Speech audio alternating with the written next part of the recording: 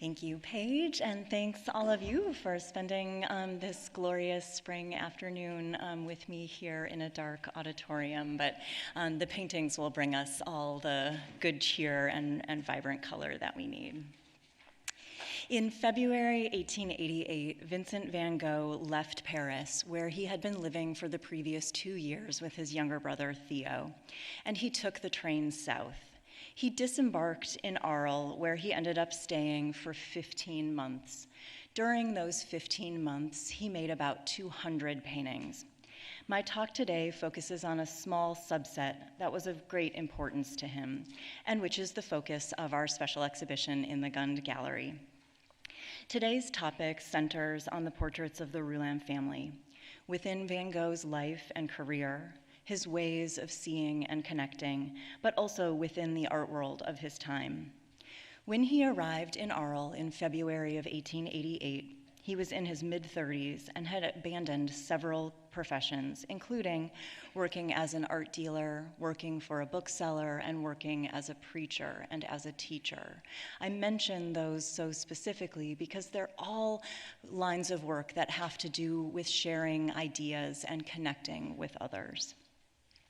He was nearly 8 years into his career as an artist, and he found himself at a turning point in his life and his work. Before he departed Paris, where he made this self-portrait, and moved to Arles in the south of France, he wrote to his sister, "My own fortunes dictate that above all, I'm making rapid progress into growing up into a little old man, with wrinkles, a bristly beard, a number of false teeth, etc. But what does that matter? I have a dirty and difficult occupation, painting, and if I weren't as I am, I wouldn't paint. But being as I am, I often work with pleasure, and I see the possibility glimmering through of making paintings in which there's some youth and freshness, though my own youth is one of those things I've lost. If I didn't have Theo, it wouldn't be possible for me to do justice to my work. But because I have him as a friend, I believe I'll make more progress and that things will run their course. It's my plan to go south for a while as soon as I can, where there's even more color and even more sun. But what I hope to achieve is to paint a good portrait." Okay, so 3 things here. His age. When he makes this portrait, he's 34. So I love that many of you laughed when he described himself as growing into a little old man, but it gives you a sense for how he felt about himself in that moment as he's gazing into the mirror, thinking about where he is and where he wants to go, and obviously also where he's been. And we hear about Theo, the younger brother, and it's important to keep in mind that Van Gogh had a financial arrangement with his younger brother. In exchange for Theo covering all of his costs, rent, food, art supplies, Van Gogh would send his brother most of his artistic output. It wasn't that he was selling any paintings at this point, but his brother worked for an art dealer in Paris. So even though the artworks weren't selling at that time, they were ambitious that this would, come to pass in the future, and Theo might recoup his costs for supporting his brother. And then he says, "I hope to paint a good portrait." I would say this is a pretty good portrait. So he's already made a lot of progress here in his artistic career. But this unflinching way that he sees himself, it makes for great art. It's part of what we love about Van Gogh's paintings. But as you might imagine, it's not everyone's cup of tea for how they might want to see themselves in a portrait. And he did find it challenging to engage sitters to pose for him. And this is really different than a lot of other artists' relationship to portraiture as a painting practice. For many artists, portraiture was a lucrative means of making money, but they're painting on commission with someone who has expectations for the artist to meet. Whereas for Van Gogh, he's primarily making portraits for his own artistic purposes. And when others aren't available or willing to pose for him, he has a ready model in the mirror. These are the self-portraits that he made. You'll recognize that 3 of them are in our exhibition now. What you might not realize as you're looking at the screen is that the top 3 rows, that's right, the top 3 rows were all made in the space of 2 years in Paris between March of 1886 and February of 1888. So you can really see how rapidly his style, his way of painting, his way of seeing is changing during that time. In the bottom row, the 4 self-portraits on the left are painted in Arles, the period under discussion today, and the 4 on the right were painted in Saint-Remy. So a really gives you a little bit of a sense of place and time as you're looking at this collage slide. So we're joining this very determined guy who's about to turn 35 as he embarks on a new chapter and moves from Paris to Arles. Upon arriving in Arles, he needed to kind of get his bearings. If you've ever been new in town, you know how that feels. And he, he's somebody who's also different than the other people that he's encountering in Arles. It's, he speaks French. I admire his language skills, speaking French, Dutch, and English, but he is Dutch, so his French has an accent. And he's also setting up his easel sometimes outdoors to paint, which was not so typical at that time. So he's really standing out in this small town where he arrives. He stays in temporary lodgings before renting the Yellow House, which is down the street from the train station. And you might notice a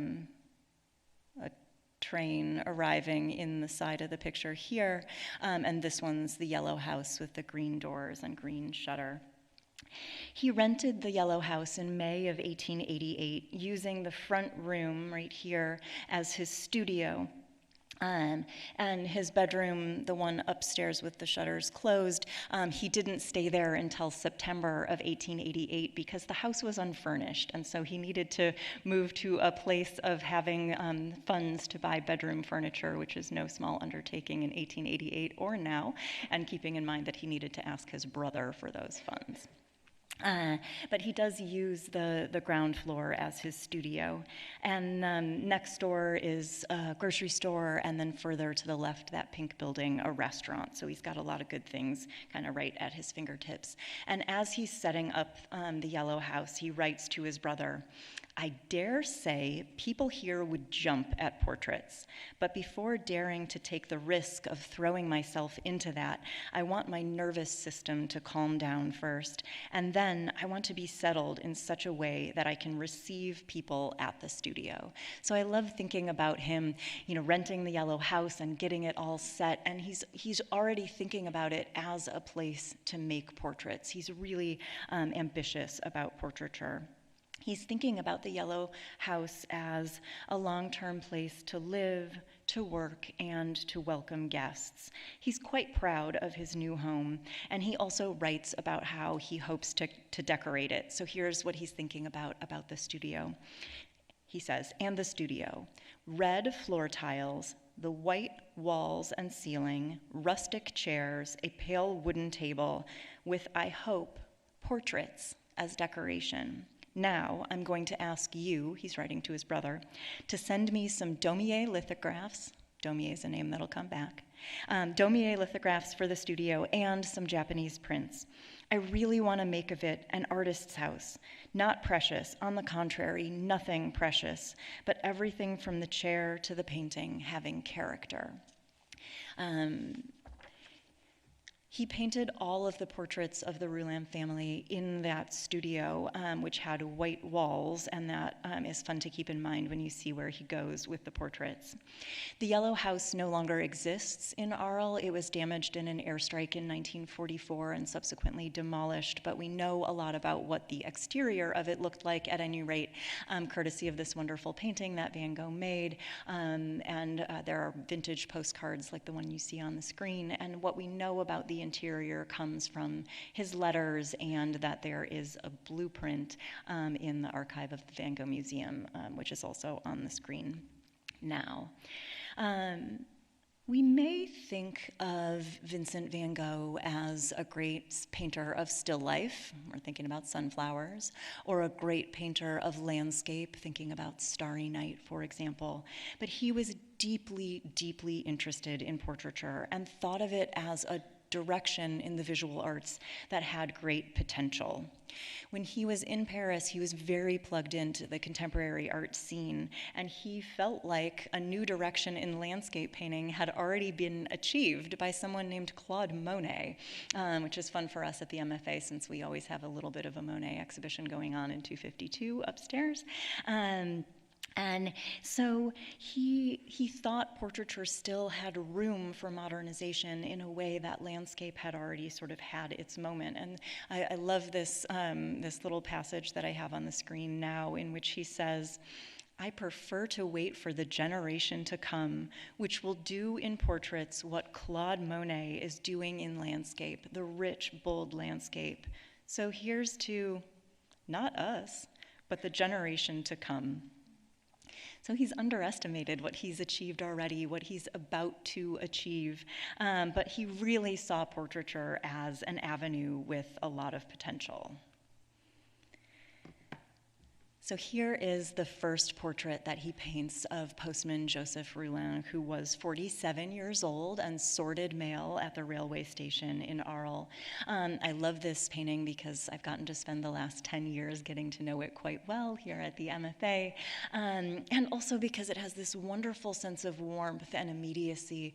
I really get a sense of these two men sitting not so far apart, having a conversation, and Van Gogh working quickly to capture this person on canvas. And you can see some of the ways in which, Joseph Roulin is not a professional model, and Van Gogh complained he was getting a little stiff, so you might notice the changing of the line of his sleeve, for example, but also you might notice the quickness of the brush and the quickness of the hands as Van Gogh works, the smudge underneath his armpit through the back of the chair, really looking like he's hit it with his thumb or a rag as he's quickly working to create this wonderful portrait.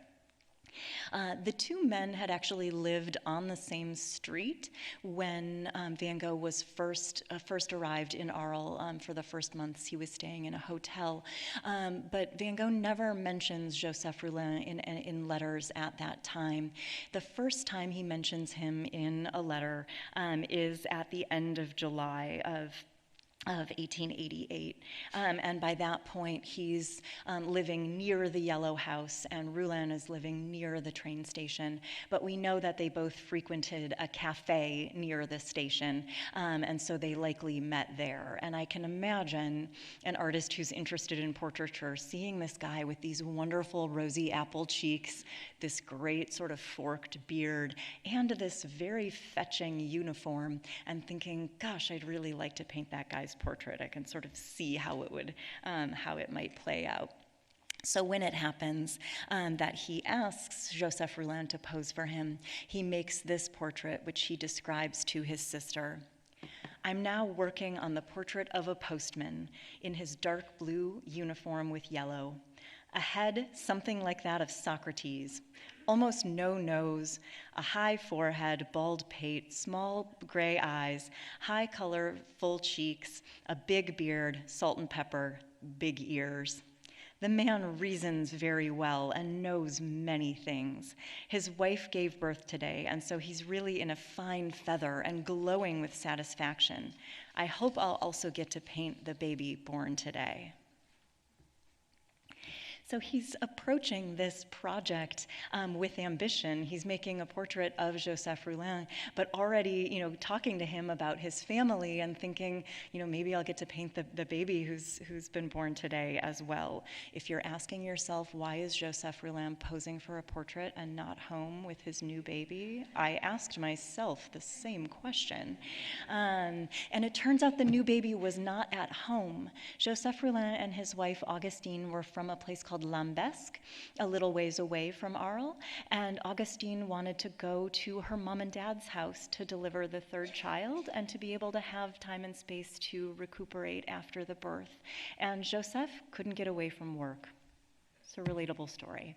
So you can also imagine that Joseph's got some extra time on his hands. He's sorting mail at the railway station. His wife and kids are out of town. And so he's probably enjoying having someone to talk to, and posing for a portrait would have been an unusual new experience. So I really sort of found that endearing when I learned that extra bit of information about this moment. Van Gogh approached this portrait, this project, with really great seriousness of purpose. And quickly after making the first portrait, the MFAs, he started a head study, now in the collection in Detroit, and says to his brother, "So I have two figures on the go now, a head and a bust with hands, of an old postman in a dark blue uniform. He has a Socratic head that's interesting to paint. There's no better or shorter way to improve my work than to do figures. Also, I always feel confidence when doing portraits, knowing that that work is much more serious. Perhaps that's not the word, but rather is the thing that enables me to cultivate what's best and most serious in me." I really love that. That's sort of a famous line of Van Gogh's about his portrait practice, but knowing that he wrote that right after writing about making these two portraits, that it's in this moment that he's taking on this new challenge of depicting this postman, who he hasn't even referred to by name yet, and that he thinks that it's bringing out what's serious in him, and that it's allowing him to improve as a painter by doing more portraits. So now he's referred to Joseph Roulin as looking like Socrates more than once. So if you're wondering what that might mean, I was too. And so I picked one from the MFA's collection. If you want to rush upstairs to Gallery 215B, you can see a Socrates right here. Or if you are someone who's spent a lot of time in Paris, like Van Gogh, I picked one from the Louvre. So here we are. We know that Joseph Roulin was a talkative fellow. He had a fiery personality. He was telling stories at the cafe. And then there are some compelling physical similarities to the ancient philosophers. So you also get a sense for the way that Van Gogh's mind works. He sees something in front of him, in this case a man, but he's a museum goer and he reads about art history. And so what he sees in front of him also is filtering through all that creative material that's in his mind. And maybe you have that experience too when you see a landscape or a person that reminds you of a work of art you love, perhaps even in the MFA's collection. The day before Van Gogh painted his portrait of Joseph Roulin that's in the MFA's collection, he wrote a letter to an artist friend, Émile Bernard, and he says to Émile Bernard, "Let's talk about Frans Hals. He painted portraits, nothing but that. He did portraits of good citizens with their families, the man, his wife, his child. He painted the tipsy drinker, babies in swaddling clothes, the gallant bon vivant gentleman, mustachioed, booted, and spurred. It's beautiful, like Zola," he's talking about Émile Zola, "and healthier and more cheerful, but just as alive, because his epic was healthier and less sad." Now, what about Rembrandt? Entirely the same thing, a painter of portraits. So we know that he's thinking about portraits, and specifically which ones based on what he's describing, the day before, and then he has the opportunity to paint the postman.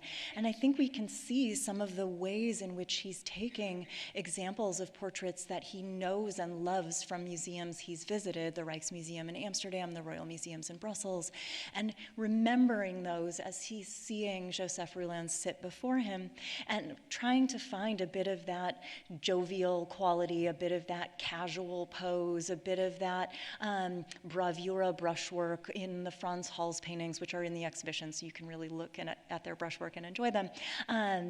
And then also this tonal play. He's not doing the kind of mustardy brown yellow on a taupe brown in the way that Arles is. He's doing a blue on blue, but admiring not just the subject matter, but the way that the paint is applied, the way that the work is made.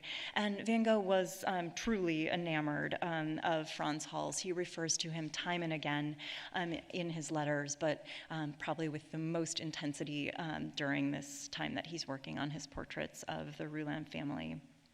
He also referred to Joseph Roulin as a drinker and noted the kind of high colors of his cheeks. So having, you know, the merry drinker there, another example of someone who's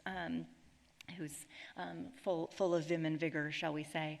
And then just also a reminder that Van Gogh is painting portraits for his own purposes.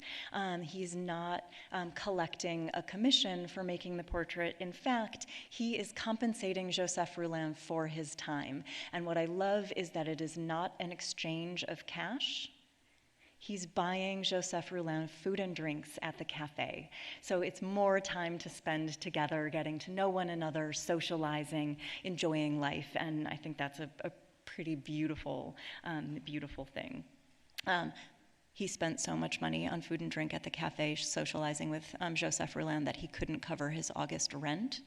So his brother might have thought it was less charming than I do, because his brother had to send more francs to cover the rent. But they were having a good time. He also repeatedly referred to Joseph Roulin as looking like a character from a Daumier print, and you'll remember that I mentioned Vincent asking his brother to send Daumier lithographs to decorate the studio. We know in one specific instance one of the ones that he had in the studio, but the others, you know, we don't know what else might have been on the walls in the studio. So I just took a deep dive into the MFA's holdings of Daumier lithographs to pick a few that I thought resonated a little bit with the way that he sees and portrays Joseph Roulin, a sort of similar tilt of the head, maybe a tilt of the head with pride over one's portrait, like the guy you see on the left, knowing that the postman was filled with pride over the birth of his third child, a baby girl, that day. And then we also know that Van Gogh made 3 drawings, you see 2 of them on screen, of Joseph Roulin. And one of the things I think is really interesting is that these are made after the painting. They're made as a record of his achievement on canvas. And he didn't have a cell phone. No laughs, okay. He didn't have a cell phone, so he couldn't snap a quick photo of what he'd painted and send it to friends and family to let them know what he was up to. So he made drawings based on works of art that he had made to include in his letters to friends and family to let them know what he's been working on. And you notice in the one on the left, which is the one he sent to his brother, that he's added a glass, so reinforcing that idea of time spent together at the cafe. And the close-up drawing, I really love the kind of hatching in the background behind the head in this close-up drawing. And when you're with the MFA's painting, and I think the slide's high enough resolution that you can see the way he's done this kind of basket weave with the brush strokes as well. So doing that with the reed pen or doing that with the brush strokes, a real record of his way of creating energy in these paintings. And that close-up format is based on the MFA's painting and would become the format that he used for the rest of the portraits that he subsequently made of Joseph Roulin. And Van Gogh talks about, so why make so many portraits of this guy? Well, he's willing to pose, he's a nice friend, he tells good stories, and he also said that to his mind, the same person supplies material for very diverse portraits, and that as a painter, he seeks a deeper likeness than that of the photographer, right? There are many guises, many ways of seeing the same person and presenting the same person in a painting. So those are all of the painted portraits of Joseph Roulin, 2 of which are in our exhibition, so you can see them after our talk today. So as soon as he began the MFA's portrait, he already had the idea of wanting to paint Roulin's daughter, who was born that same day, and then quickly had the idea that he wished to paint the entire family. I love this. I want to do figures, figures, and more figures. It's stronger than me. This series of bipeds from the baby to Socrates. So here I've given you the baby to Socrates in the form of the 5 members of the Roulin family. Baby Marcel, born at the end of July, her brother Camille, 11 years old, Armand, 17, Augustine is 37, and Joseph, 47. So it's not the entire range of humanity, but a good breadth of ages, if you will. And he's seeing this as a great artistic goal, right? He's saying that the urge to paint figures is stronger than him. And he's also finding that this is something deeply personal for himself. He had thought that he wanted to be a husband and a father himself, and at this time, he's coming to grips with the unlikelihood of that happening in his life. And this really tender letter that he writes to his brother, he says, "Ah, my dear brother, sometimes I know so clearly what I want. In life and in painting too. I can easily do without the dear Lord, but I can't, suffering as I do without something greater than myself, which is my life, the power to create. And if frustrated in this power physically, we try to create thoughts instead of children. In that way, we're part of humanity all the same. And in a painting, I'd like to say something consoling, like a piece of music. I'd like to paint men and women with that je ne sais quoi of the eternal, of which the halo used to be the symbol, and which we try to achieve through radiance itself, through the vibrancy of our colorations. Ah, the portrait with the model's thoughts and soul. It so much seems to me that it must come." I often think about this letter, both halves of the letter, the part about abandoning the dream of having a family, but thinking that he's contributing to humanity through his ideas, which, gosh, did he ever. And then also, when I look at the coloration of these paintings, knowing that he's doing that to achieve something with the model's thoughts and soul, something more than just meets the eye in making a painted portrait, something that resonates more deeply, I think is a really beautiful thing in this passage. So starting with what he sees and then exaggerating for artistic effect.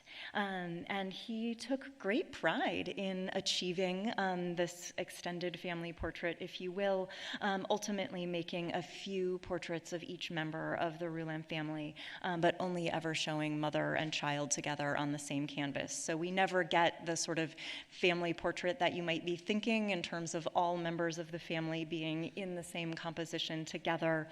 This is one he particularly admired in the collection of the Louvre, and which we're astonishingly grateful to have here in our exhibition. And I'll try to not read you too many quotes, but I do love about this particular one that he's saying that he sees something in Dutch art at the Louvre that maybe most of the people around him don't see because he himself is Dutch. So really that sense of heritage, that sense of pride in his lineage, both artistically and nationally.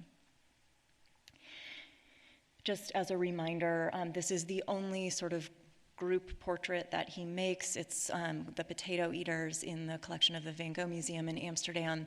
And it cost him many months of time and effort making compositional sketches, making head studies, and still finding it extraordinarily difficult to arrange a group of bodies in a composition together. And You also can see how far he's come in a few short years in terms of color, but I think that's part of the reason that he doesn't go for, all 5 members of the Roulin family in one composition. It's something that he's tried before in a different moment in his career and found that it was more arduous than he wished for, and certainly doing individual portraits had more flexibility in terms of their destinations and could be made more quickly.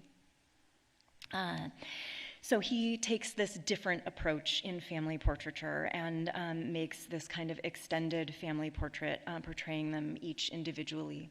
This slide also reminds me to tell you that he had started by compensating Joseph Roulin with food and drinks at the cafe, but by the time he's painting all of the members of the family, he's not paying for all of their food and drink at the cafe, don't worry. He compensates them instead with art.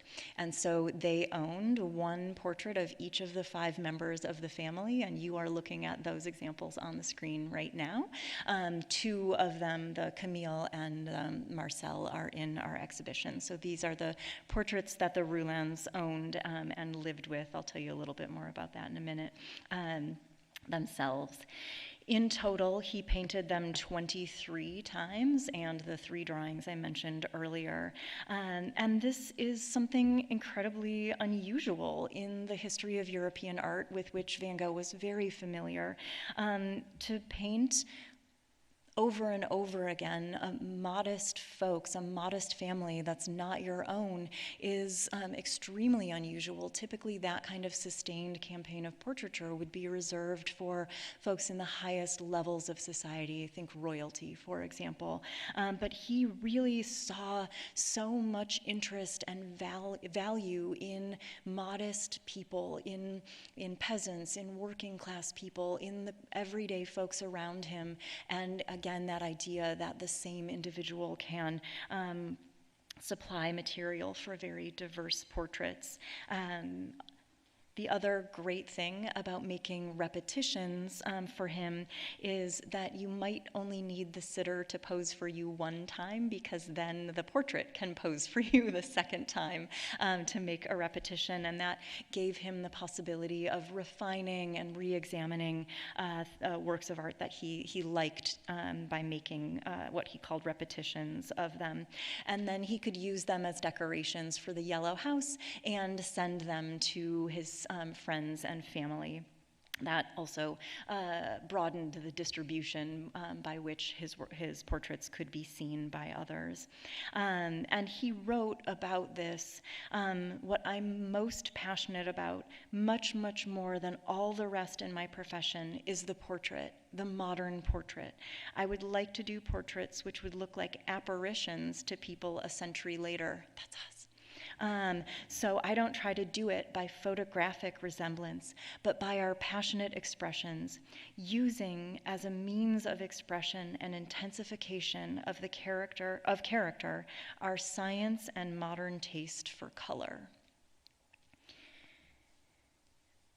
So in terms of the intensification of color, you might notice some quirky things as you're looking at these paintings all arrayed together on screen, keeping in mind that the studio interior had white walls, a white ceiling, and a red tile floor. He's gone very different direction in these portraits.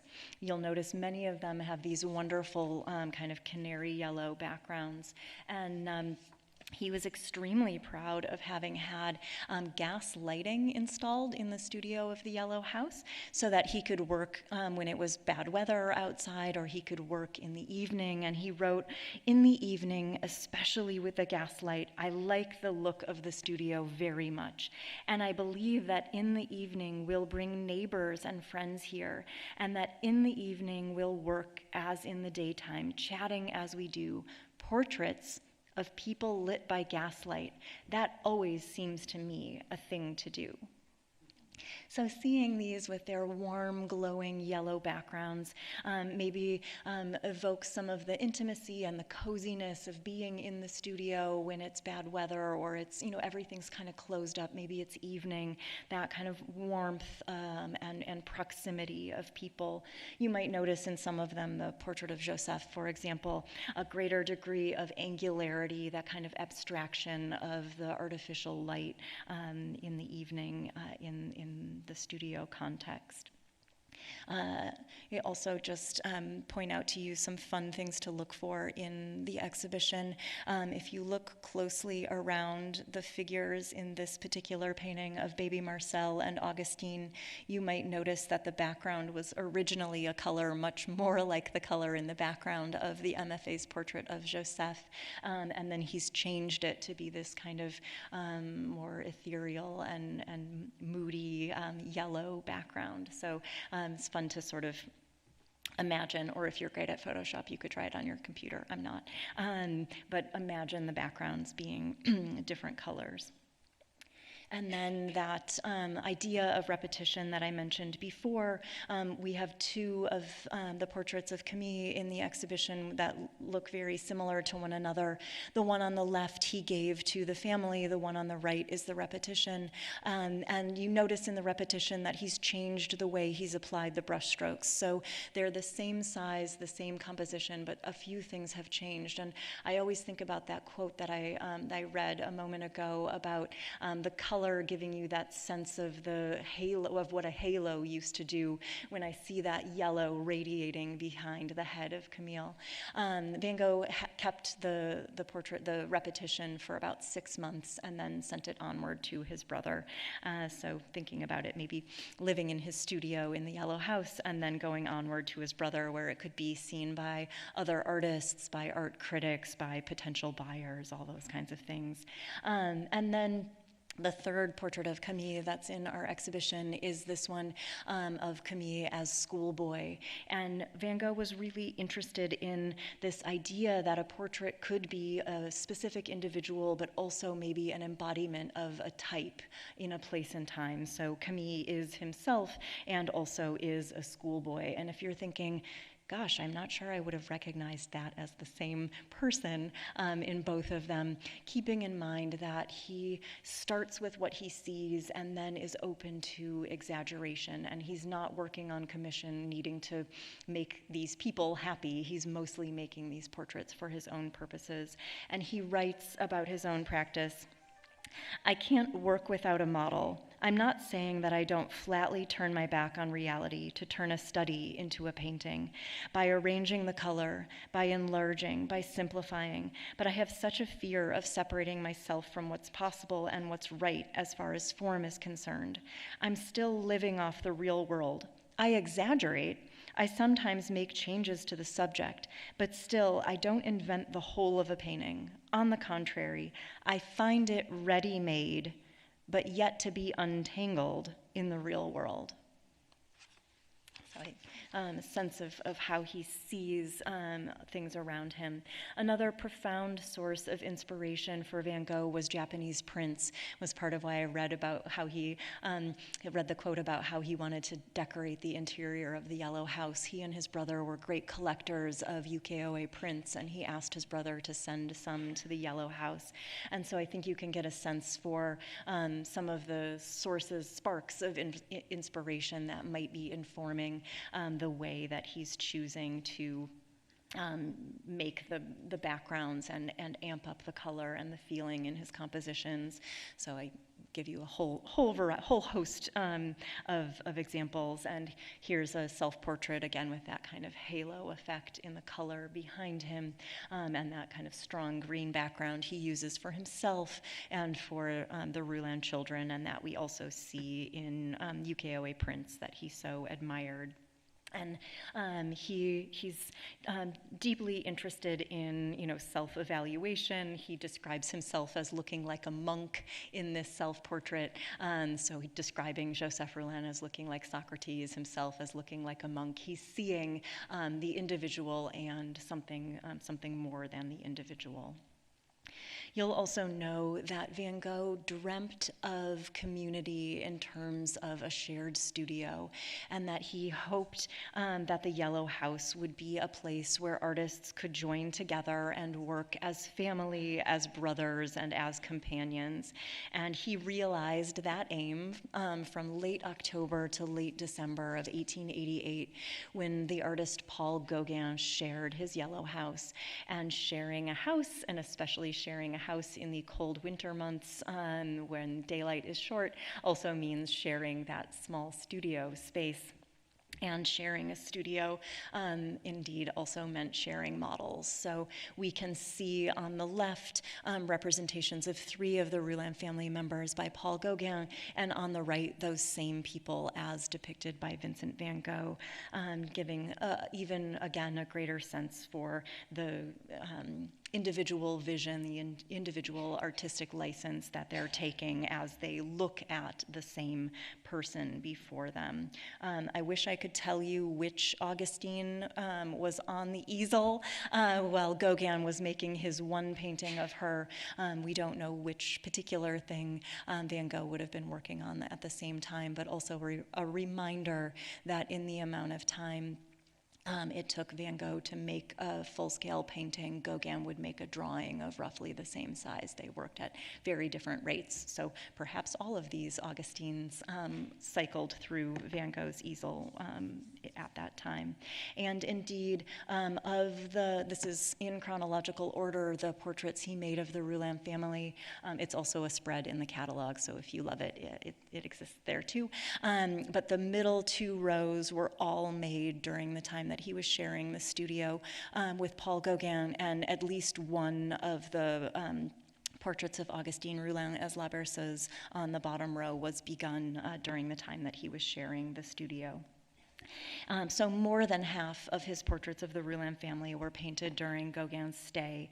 Van Gogh was ambitious, and he was plugged into the modern art scene while he was living in Paris, but then continued to be through his letters to family and friends and through visitors to his studio. He repeatedly referred to conversations that he and Gauguin were having while they were living together. So even with so many known letters, not everything is in the letters, because when he has a companion with him in person, he doesn't need to record it all on paper. So he makes reference to conversations that they had about portraiture and other portraitists, which got me really thinking about the context for portraiture for these artists, for Gauguin and for Van Gogh.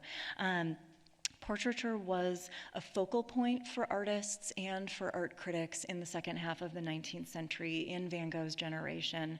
Émile Zola had this to say about portraits.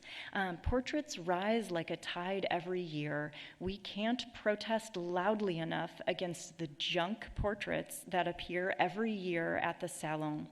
The fact is, a thriving industry has developed here. If the number of portraits is increasing year on year, the reason is that this type of painting is enormously profitable. So critics, inundated by boring, lackluster portraits, sought for something new, and artists strove for a modern take on the traditional genre of portraiture. Please note, I absolutely love the painting that's on the screen right now, and it is on view upstairs in Gallery 255. I use it here as an example of the kind of thing that critics and artists were sort of agitating against, these kind of brown sauce backgrounds, and the kinds of portraits that made artists loads and loads of money and made sitters and their families very happy. I also picked a portrait by Léon Bonnat in particular because here's what another artist who will be familiar with you had to say. This is Renoir writing to his dealer Paul Durand Ruel in 1882, and just imagine what I'm about to read dripping with sarcasm. I'm delighted by what's happening to me now. I'm going to return to the true path, and I'm going to enter the studio of Bonnat. In a year or two, I'll be able to earn 30 billion francs a year. Don't talk to me anymore about portraits in sunlight, a nice dark background. That's the right thing. Love it. So this is what avant-garde artists are sort of pushing against, are these conventions in portraits with these kind of ambiguous brown backgrounds and sort of standard poses. In 1885, there was a major exhibition of portraiture in Paris, and the critic Octave Mirbeau published on the challenges of modern portraiture. He wrote, "There is no art more difficult or more profound than the art of the portrait. You need to be not only a painter to reproduce someone's facial features, but also a psychologist and a poet to represent his soul and the intellectual trace he spreads onto his physiognomy, that garment of thought elusive to many eyes. Fantasy and imagination can no longer run free and roam through the artist's own dreams. They have to penetrate the model's dreams and assimilate, as it were, his life, his spirit, what's intimate and hidden behind that thick, terrible wall that is a forehead." It is in portraiture that the artist gives the most powerful proof of the intensity of his genius and rises highest in the great poetry and observation of humanity. Art criticism, so beautiful. Octave Mirbeau is my favorite art critic. If you read anything I publish or come to any of my lectures, it's always Octave Mirbeau because, wow, he's so great. But you can also see for artists who are reading this kind of press, how much ambition this might spark in them. You know, here are art critics saying that portraiture is the most difficult kind of art and that you need to be, you know, a magician and a poet to be able to do it well. And Van Gogh wrote to his brother that he wasn't sure he was going to be able to depict Joseph Roulin the way he felt him, that idea of needing to understand the sitter, to delve into his soul, to be able to create a compelling portrait. I won't read this entire long thing, although it is gorgeous. But when you get to the center, Van Gogh is talking about wanting to express the thought of a forehead through the radiance of a light tone on a dark background. So that idea that we don't know for sure if he read that particular thing by Octave Mirbeau, but the conversations he must have been having with Gauguin and the way that, the things that he read when he was in Paris, the things that he saw and thought about, and the way that similar ideas find themselves in his letters and in his portraits. Another art critic and author that a lot of artists read and admired was Baudelaire, and Baudelaire had a lot to say about portraiture. My favorite passage is this: "There are two ways of understanding portraiture, either as history or as fiction. The first, history, is to set forth the contours and the modeling of the subject faithfully, severely, minutely." He goes on, but I won't quote it because this is the important part. "The second method, which is the special province of the colorists, is to transform the portrait into a picture, a poem with all its accessories, a poem full of space and reverie. This is a more difficult art because it is a more ambitious one. Here the imagination has a greater part to play, and yet, just as it happens that fiction is truer than history, so it can happen that a model is more clearly realized by the abundant and flowing brush of a colorist than by a draftsman's pencil." So Van Gogh wasn't the only artist compelled to innovate in portraiture. Some artists modernized portraiture in terms of their kinds of compositions, decorum, and making a portrait that sort of teeters between being a portrait and looking like a genre scene, a slice of everyday life. I offer you a few portraits by Degas, since that's something I'm thinking a lot about for 2027. And this acclaimed passage from La Nouvelle Peinture, published on the occasion of the Second Impressionist Exhibition in 1876, in which Edmund Durham Duranty, who you see down here, talks about what we need are the special characteristics of the modern individual in his clothing, social situations, at home or on the street.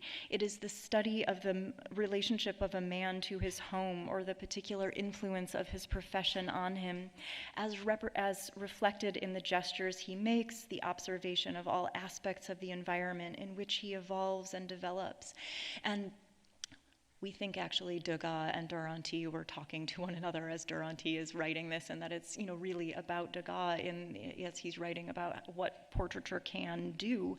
But there's another passage in Duranty that actually resonates really beautifully with what Van Gogh is doing. So Van Gogh is innovating in his non-naturalistic use of color and making images that are at once portraits of individuals and evocative of something broader as examples of types. And I think about this passage from the same publication where Duranty says, I imagined painting attempting a vast series about society people, priests, soldiers, workers, merchants. In such a series, characters would differ in their individual roles, yet be linked by those scenes common to all, especially that happen frequently and thus accurately express the everyday life of a country. Marriages, baptisms, birth, successions, celebrations, family scenes.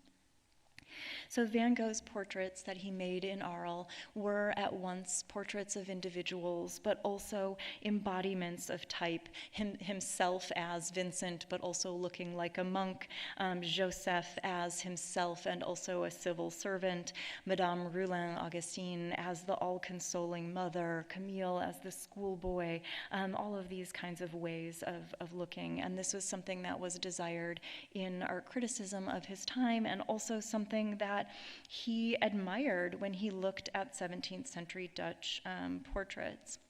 So seeing his portrait of Augustine Roulin side by side with portraits of revered matriarchs from 17th century Dutch paintings by Rembrandt and by Arles, I think we can get this sensibility. And Van Gogh refers to himself on more than one occasion as a link in a chain of artists. So thinking about the work that he makes as connecting himself to these artists he admires in the past, and hopefully to his own present, and then to what he imagines future viewers like us and future artists who might be looking at his work, that kind of long lineage. The question I'm asked most frequently when I'm talking about these paintings or in the exhibition is what is going on in the background behind Augustine Roulin. And if you asked Vincent, he would tell you, which he says in his letters, that he made it up.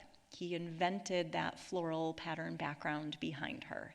As is often the case with Van Gogh, we can look a little further and start to think about a variety of things that might have inspired him.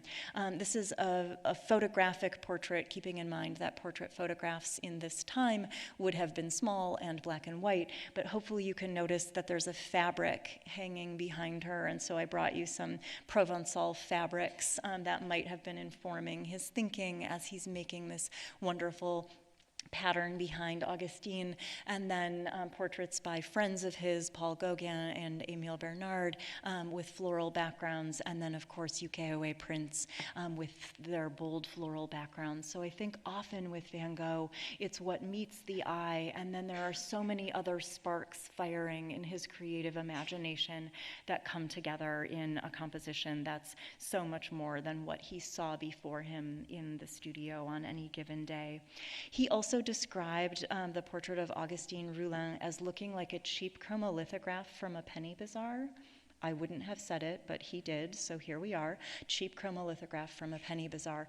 And I'm offering you a UV image of the painting so that you can better see the title that's written on it. He used a red pigment that's basically faded, so in natural light it's hard to see the title, but you can see it there. And then imagine that the color palette of his portrait of Augustine Roulin would have been even more bold, is the word I would use, than what we see now when we're in the galleries. He described it as garish, not a word I would have used, but this is him talking about himself. He says, discordant sharps of garish pink, garish orange, garish green are toned down by flats of reds and greens.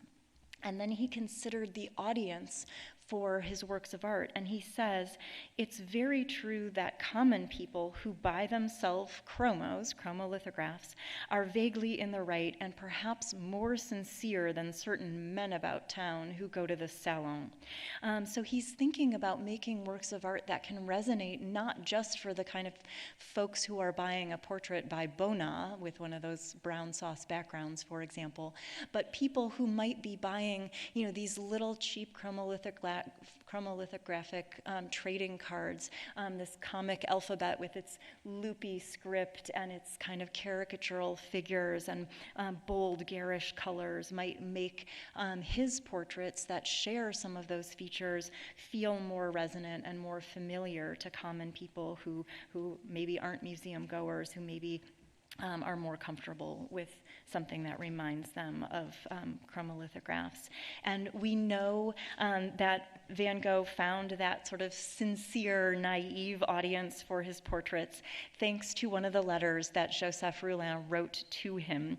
And he says, Mr. Vincent, please accept my regards as well as those of my family and a caress from baby Marcel, who, thanks to you, can say hello to my portrait evening and morning, for they're hanging in the alcove where she sleeps.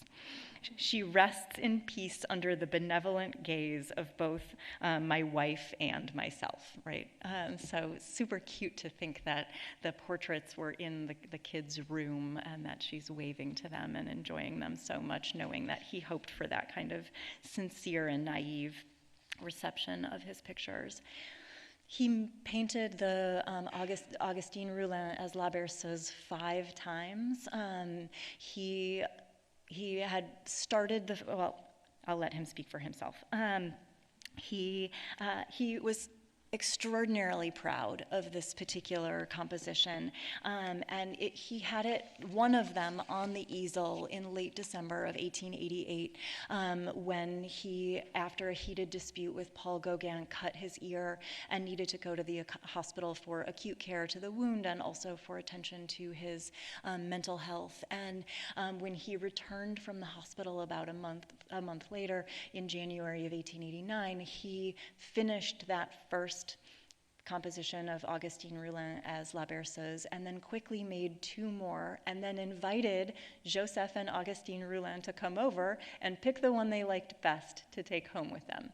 And they picked the second one from the left, which is now in the collection of the Metropolitan Museum of Art in New York.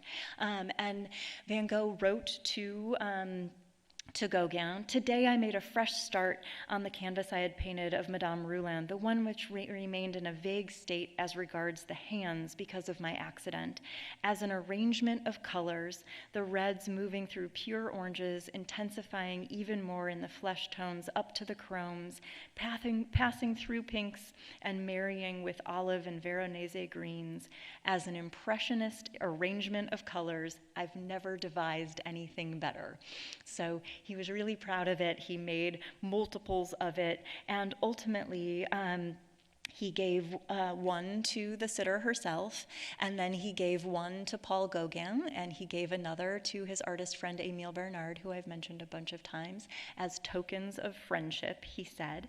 But also because he thought that the portrait had greater potential than even just as a portrait of this specific person. It had a much broader appeal.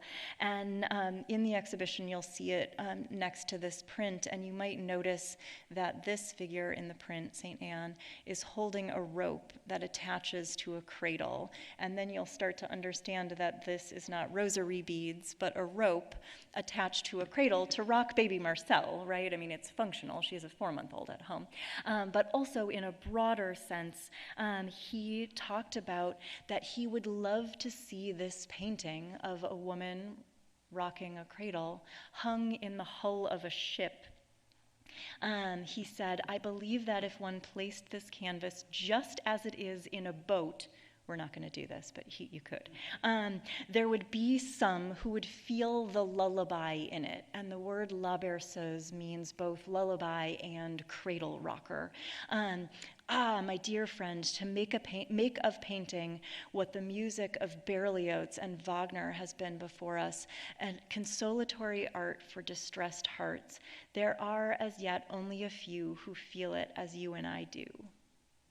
So that idea that it could be more consoling in a broader sense, to take fishermen or sailors who are melancholy, and he says in their melancholy isolation, they would experience the feeling of being rocked, reminding them of their own lullabies, which I think is a pretty beautiful thing.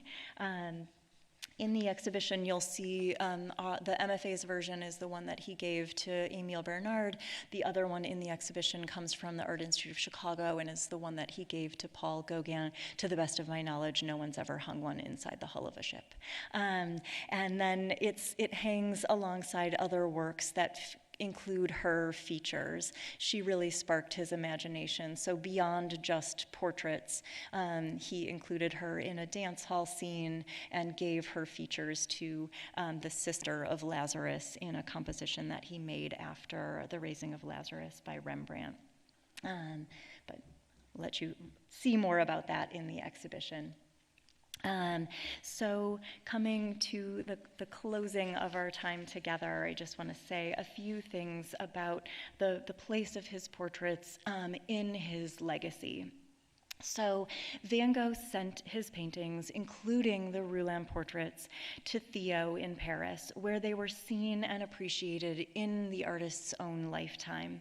The writer Albert Aurier, who published the first critique dedicated to Van Gogh's art in January of 1890 in a publication called Mercure de France, you see just one of the pages there on the screen.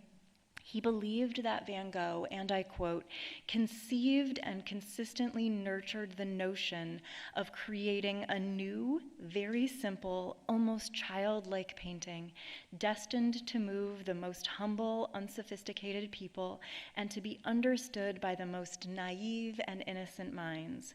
La Berceuse, that gigantic and genial Epinal image, which he repeated with curious variants several times, the portrait of the phlegmatic and indescribably jubilant postman, indicate with the greatest clarity this tendency towards the simplification of art, which we find in all of his work. So Albert Aurier praised Vincent van Gogh in this article for the naivete, the simplicity, the joy. He also referred to him as in the sublime lineage of Frans Hals. And we know that Van Gogh read the article because he wrote to the author taking issue with a few things. Not the Frans Hals part, not the Portraiture part, but he didn't like the title of the article. He didn't want to be an isolated one. He wanted to be part of a community.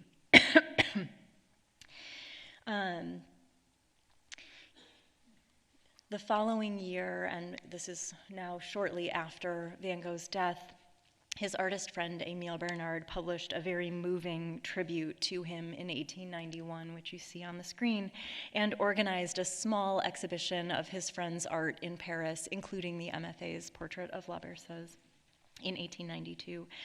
Here's an excerpt from Emile Bernard's article. It was only in Arles that Van Gogh asserted himself with a truly personal, very pictorial technique. If we are exalted in front of the biblical harvests at twilight, saddened by the shadowy cypresses, excuse me,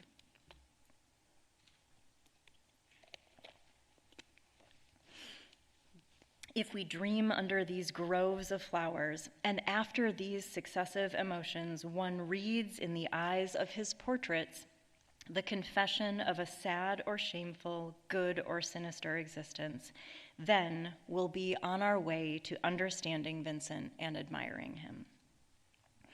So,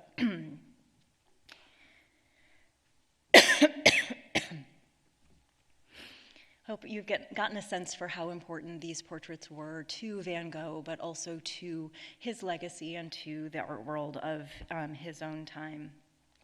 Our exhibition ends with some photographs of the Roulin family, though that might not have been Van Gogh's first choice. He said, I myself still find photographs frightful and don't like to have any, especially not of people whom I know and love. These portraits, first, are faded more quickly than we ourselves, while the painted portrait remains for many generations. Besides, a painted portrait is a thing of feeling made with love or respect for the being represented. What remains to us of the old Dutchman? The portraits.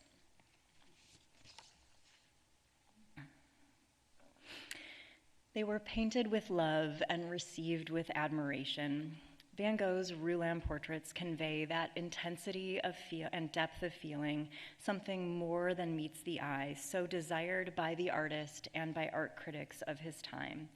As I close, I would just note that these self-portraits in the exhibition are a powerful testimony to how much changed for Van Gogh in his art in just 2 years. The two self-portraits in blue smocks were made 2 years apart, fall of 1887 and fall of 1889. Between the two was his time in Arles, including his work on the Roulin portraits.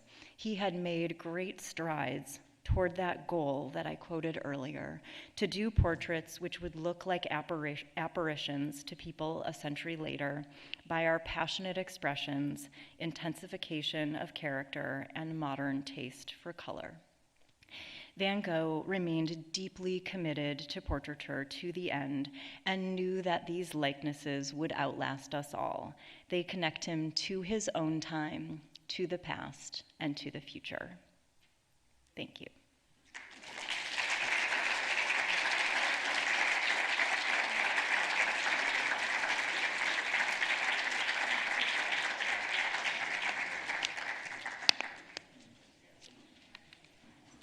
We have mics on either side of the auditorium. If you have any questions, we will come to you.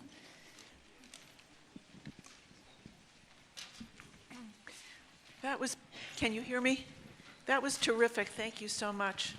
I just had a specific question. I adore so many aspects of these paintings. The one question I have is about the gnarly fingers. They just seem to be representative, but not sort of with the other flow of the paintings, and just wondered if you could comment about them. Yeah, I'm so glad you asked. The question was about the knobbly, bony fingers.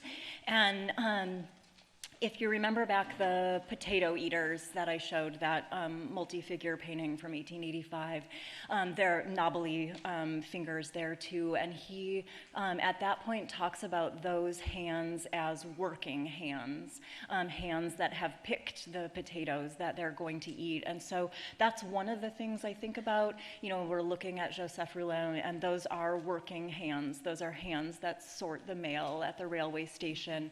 I also think about his great admiration for Frans Hals, and if you look in many of Hals' paintings, especially the group portraits of you know, different confraternities and you know, syndics groups, that kind of thing, you'll see a lot of really, you know, interesting knobbly kind of bony hands and fingers. So those are the two things that spark in my mind when I see the hands in the exhibition. And there's one portrait of a child, of Camille Roulin, the 11-year-old, that has a hand in it, that's also a sort of knobbly fingers. So I don't think about it so much in terms of age, but more in terms of utility. Thank you for the wonderful talk. Oh, this is kind of a chicken and egg question, Okay. but I'm wondering about his technique. Does he start with the person in the chair and then add the background at the end, or vice versa? Yes. I say that both because you allowed it by saying chicken and egg question, and that we can see in some instances that that the background is coming over the figure, and in other instances vice versa. So I think both things can happen. And I'm often asked how quickly he could make a portrait.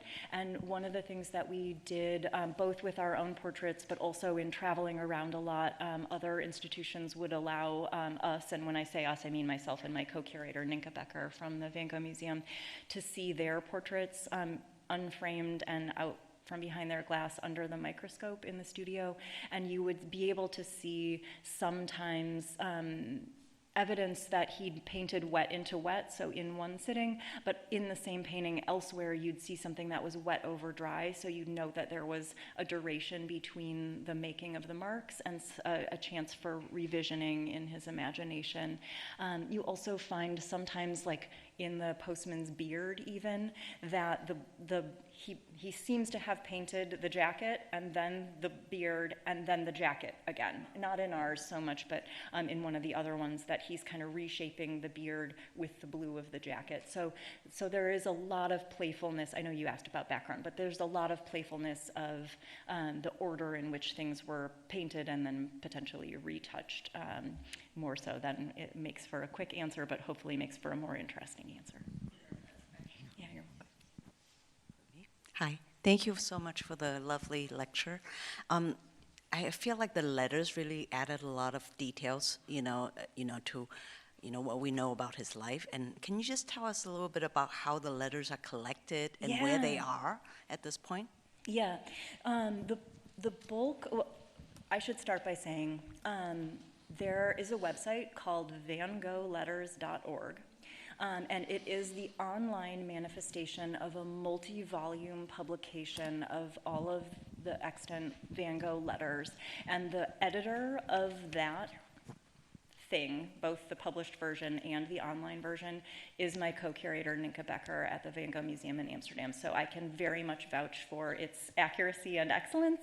And what's fun about the online version of it is that it's keyword searchable. So if you want to know what he thought about Monet, you can just put Monet into the search bar and get every letter that has Monet either in the body of the text or in the footnotes that Ninka's done as annotations to the letters. So they're a wonderful resource. And the other thing that's great about this online presence of his letters is you can see a facsimile of what it looks like. You can see his handwriting. You can see if he's included any drawings within the letter. And then original language, and then translation into English, and then all these annotations. So they're pretty remarkable. And I had just assumed that he and his brother would be writing to each other in Dutch, and I don't speak Dutch. So I hadn't tried to, check the translations in any instances. And then, well into the project, realized he and his brother were writing to each other in French, which is wonderful because I do speak French. And so got into the letters in a different way along the way. So I would just encourage you to suspend any sort of assumptions that you might have when you approach the letters, and really look at all the tabs across that website, because they are wonderful. The bulk of the letters physically are in the collection of the Van Gogh Museum in Amsterdam. There are letters other places. There are a few letters in the Morgan Library in New York. There are a few letters other places, but the bulk of the correspondence is with the Van Gogh Museum in Amsterdam. First of all, thank you for a wonderful and informative talk. I'm curious because Van Gogh talks about wanting to form the community, and we know Gauguin was invited down there and did visit in Arles. Were there any other artists invited that we know about from his letters to Theo or anybody else? Yeah, I'm so glad that you asked. He did have other visitors. No one else shared the house with him. No one else lived there, like Gauguin did for 63 days, if anyone's counting. But he did have other visitors, and Arles was a bit of a destination. So there were other artists around, especially in the spring. As it got to be full summer, and it was a particularly hot, like dog days of summer kind of summer, that 1888 year, there weren't so many artists around because it was just like not so nice painting conditions in the summer, which was the drawback, I guess, of living there year-round. We also know that the artist Paul Signac came to Arles to visit him in the spring of 1889. So while he was in and out of hospital, they actually flew the coop one day from the hospital and went to the Yellow House to have a look around at some paintings. And they write some beautiful letters back and forth. So yes, he did have more direct communication in person with other artists than met the eye in the talk today. Yeah. For one more question here. Okay. To what extent, or do you feel there's any relationship between his mental illness and his technique in painting, the frenetic use of brushstroke and vivid colors? And So actually, one of the speakers in this course series is Laura Prince, who has a PhD that was co-managed by art history and by medical. And she looks specifically at the meeting of creativity and mental health. So I'm going to leave that question lingering in the air, as I am not that kind of doctor, but we do have that kind of doctor on the lineup in just a few weeks' time. Thank you.